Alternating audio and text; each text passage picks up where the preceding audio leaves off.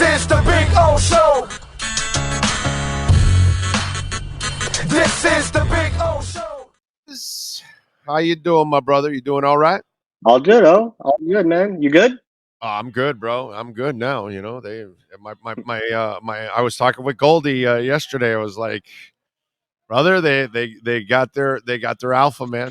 They got the guy they needed, and he was pretty much in total agreement. I think it's one of those things that I think a lot of people finally came to that realization that yeah, you had two phenomenal players at the top, but one of them needed to be an alpha, and neither one was.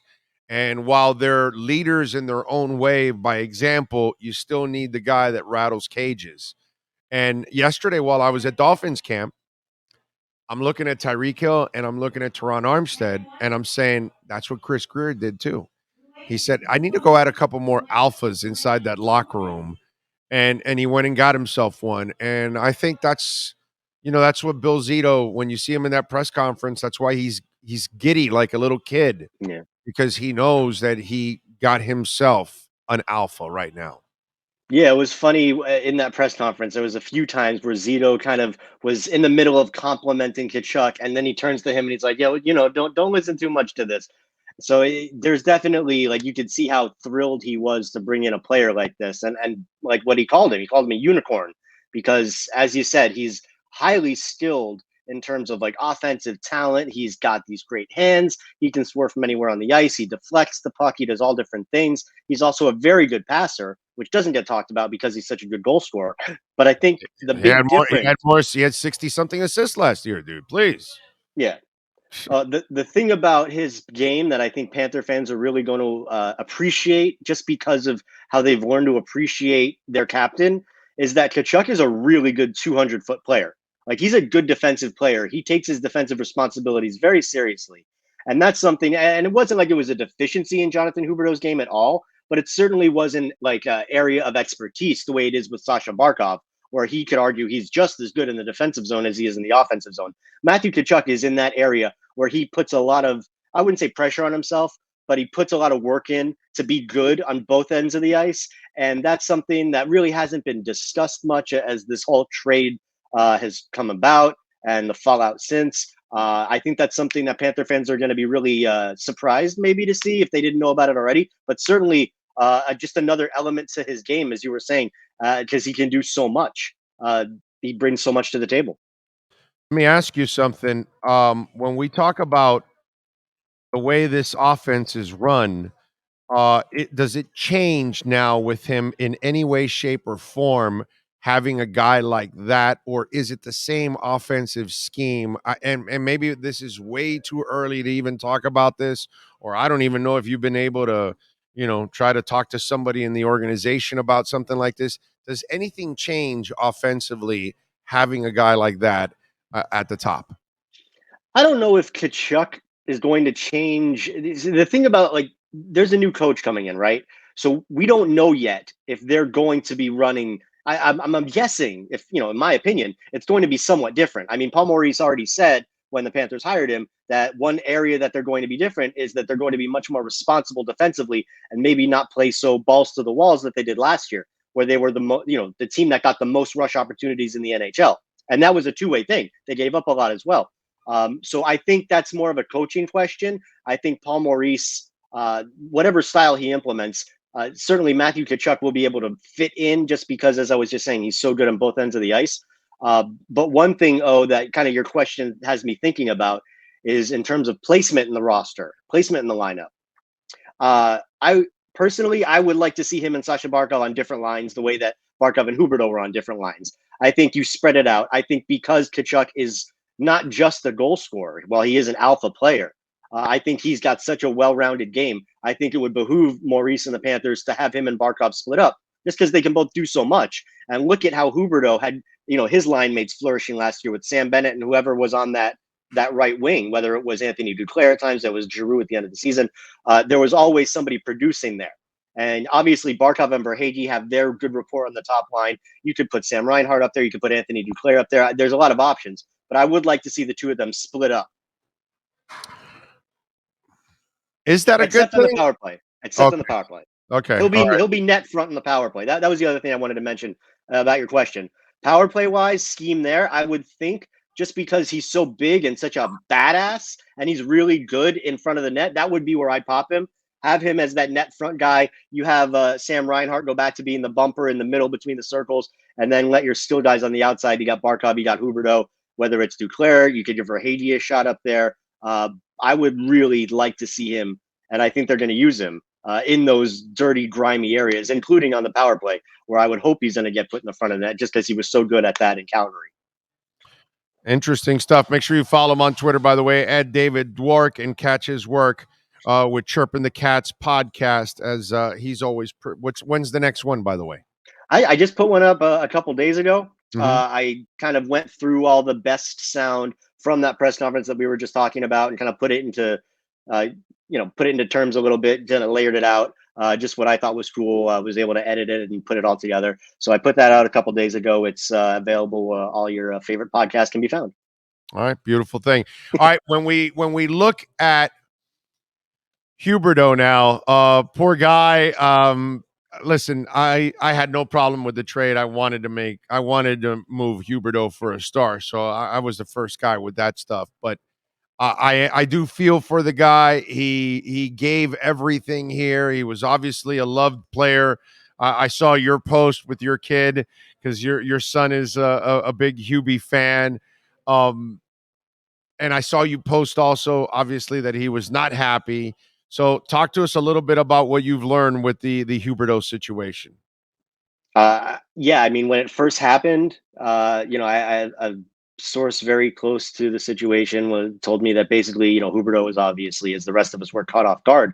But the way it all played out, they had just started within the last, couple weeks prior, kind of getting into the negotiations between Huberto's agent and Bill Zito and his guys in the Panthers side. They were just kind of starting to ease into that process. Everything looked good. Huberto wanted to stay. And then all of a sudden, nobody saw it coming that Tkachuk would be available, that he'd want to come to Florida, and there was a move that could be made. It's just kind of the shitty side of the business because I just like you, I'm a big fan of Jonathan Huberdeau. I've been covering him since he first was drafted, since he first came to the Panthers. He's always been a very nice person off the ice, very willing to speak, very honest guy. There's not a bad thing to say about him. It's just an unfortunate situation, the way it all played out. And the way it played out obviously caught him off guard. He wasn't, who would be happy in that situation? I mean, it's not like, I don't know if he's holding any grudges. I couldn't answer that question, but it's just a bad part of the business and you get caught up in it. And that's what happened with Jonathan Huberdeau. If Tkachuk wouldn't have been available, they'd be ironing out the details on his extension right now. Right. So it was just a very unique situation. Yeah, they got caught. They were also apparently they were caught by surprise that this guy even became available. So yeah, that's why they were starting already negotiations with Huberdeau, and then this ends up happening, and this becomes a blessing in disguise. And I gotta feel that Hubie doesn't stay there, right? I just I don't know. It is a Canadian team and a Canadian market, and that's something that I'm sure he entices him and Mackenzie they're Weegar, gonna have both to guys. overpay. They're gonna have to overpay. Somebody's going to overpay for him, but he's earned it. And if he goes out this season and has another 100-point year and continues to look the way he's looked the last few years and grow his game, no reason why he shouldn't get 10+ million over 6-7 year term. If it's Calgary, they can give him as long as they as they're able. I think would be 7. No, he can get 8. I think he can still get 8 right up until before next summer, before the Nets free agency window opens up next July. But I guess you could say, the glass half full for him and Weegar is that the ball is in their court now. They can really have a lot more control over what they want to do. They can decide to stay in Calgary if they like it there, or they can hit free agency. I mean, Huberdeau, there's been, already whispers about him going to his hometown team in Montreal if he decides not to stay in Calgary, which I'm sure would be really cool for him and his family. Mackenzie Weegar is from Ottawa. That's a team that's up and coming as well. So, I mean, their options are on the table for them. But right now, I think, just like the rest of us, they're both just trying to get their feet back on the ground and get their wits about them and say, holy shit, I've been rooted in South Florida for a long time, both of them. and all of a sudden they're moving, not even cross country, cross continent, and uprooting their lives. They've got to continue their careers. It's a tough time for them. So I would imagine, if I were either of them, I'd be kind of taking my time and letting everything settle down. And fortunately for them, they'll be able to have their options. They'll be able to make their decisions and have a bit more control, which I think will be a nice piece of solace based on the way that this week played out for them. South Florida to Calgary, freeze your ass off. Yeah, no, I that is a shocker. My prediction is Huberdeau ends up somewhere else, and they overpay and keep Uyghur there. That's what I because they're going to have to justify the trade one way or another. So they're going to have to keep somebody. You know what I mean? Well, they're pretty stacked on defense now. Like, you could argue they've got 5 top caliber defenders on that team. So you wonder if Calgary's going to have to move someone out, or how they're going to handle that if they do want to keep Uyghur, just because they've got so many good, talented guys on that back end. And it's interesting with the options that Calgary has now, because they can move a lot of different pieces with Huberdeau and Uyghur, or with other guys in their roster. It was fun just because, 2 weeks ago, we're talking about how, holy shit, Calgary's window is suddenly closing with Johnny Gaudreau leaving and then Tkachuk leaving. They've bought themselves a little time for, if nothing else. We'll see what they do with it, but they bought themselves some time. Forsling now becomes a more important player now with Uyghur out. I would imagine he's going to get more minutes. I don't know if it's going to be Forsling or maybe Brendan Montour that gets a look on that top pairing with Aaron Ekblad once training camp gets here. Either way, like Montour, I think really stepped up last season when Ekblad got hurt. Forsling, we knew already his game had been growing from the previous year when Ekblad was hurt, and when it was Uyghur and Forsling on the top pairing, and both did a really good job with it. Right. So I think that there's options there.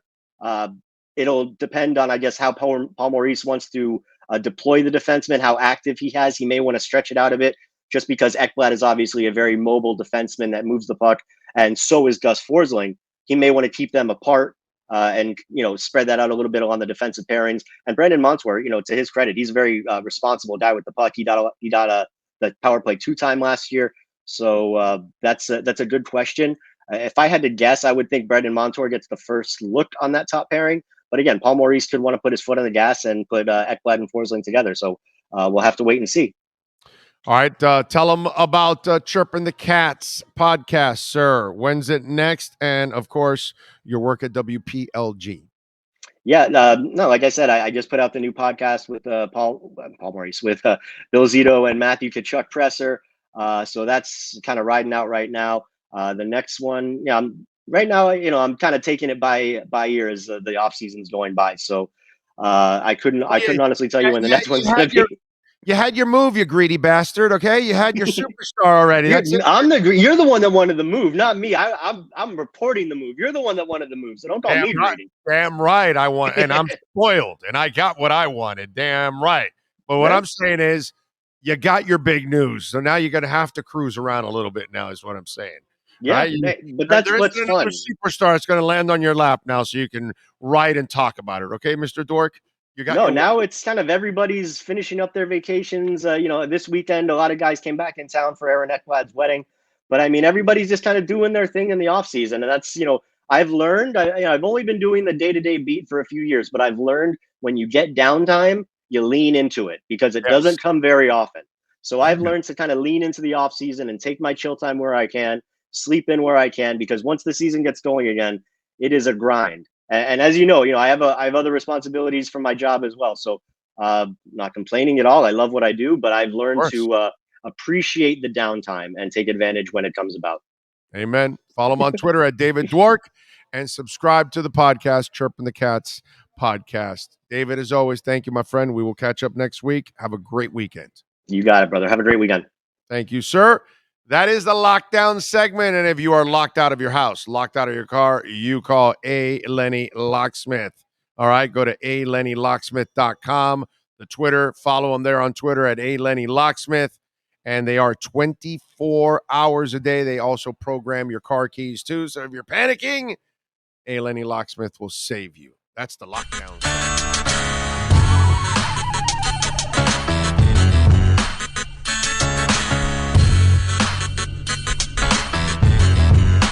This is the Big O Show.